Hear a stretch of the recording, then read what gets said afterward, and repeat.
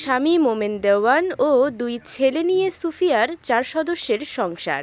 বেশ কয়েক বছর আগে স্বামীকে সহযোগিতা করতে সুফিয়া পুঁইশাক চাষে আগ্রহী হয়ে ওঠেন। লাভবান হওয়ায় পরে আরও বড় পরিসরে তিনি শুরু করেন পুঁইশাক চাষ। প্রায় ৪০% জমিতে গত ১০ বছর ধরে পুঁইশাক চাষ করছেন গাজীপুরের কালীগঞ্জ উপজেলার চুপাইর গ্রামের সুফিয়া বেগম।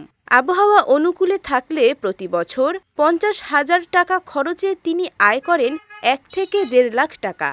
১০ বছর যাবত এই পুঁইশাক ক্ষেত করতেছি। এই জায়গায় ৪০% জমিন আছে। বর্তমানে আমি ৫০,০০০ টাকা যদি খরচ করতে পারি, তাই ওই জায়গায় ১ থেকে ১.৫ লক্ষ টাকা আয় করতে পারি যদি বৃষ্টি বাদল না হয়।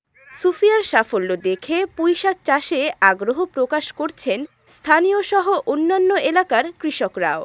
প্রতি বছরই করে ১ ফাই ১.৫ ফাই পুঁইশাক করে। উনি পুঁইশাক করে খুব লাভবান হয়েছে। পরিচুপ করে পয়সা আছে, আমিও আগামী চেষ্টা করবো যে আমিও ১০ বিঘা কি বেশি করার চিন্তা ভাবনা করবো আর কি। এদিকে পুঁইশাক চাষের ব্যাপারে কৃষি অফিসের পক্ষ থেকে পরামর্শ দিয়ে সহায়তার কথা জানালেন এই কৃষি কর্মকর্তা। অনেকে জমিতে বিছিয়ে এটা চাষ করে এবং কিছু কিছু কৃষক আছে তারা মাচা করেও এই পুঁইশাকের চাষটা করে থাকে।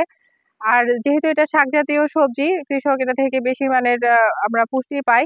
স্থানীয় চাহিদা মিটিয়ে ঢাকাসহ দেশের বিভিন্ন জায়গায় পুঁইশাক রপ্তানি করা হচ্ছে বলে জানান এই কর্মকর্তা।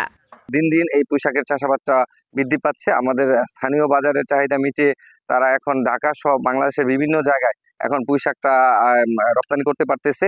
আমাদের এখান থেকে প্রতিদিন সকালবেলা এই যে দালান বাজার এলাকা থেকে ট্রাক ভর্তি করে দেশের বিভিন্ন জায়গায় পুঁইশাকটা চলে যাচ্ছে।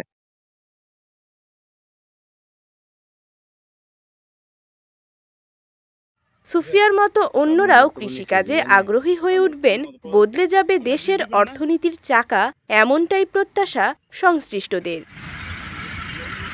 বিজয় টিভি নিউজ ডেস্ক।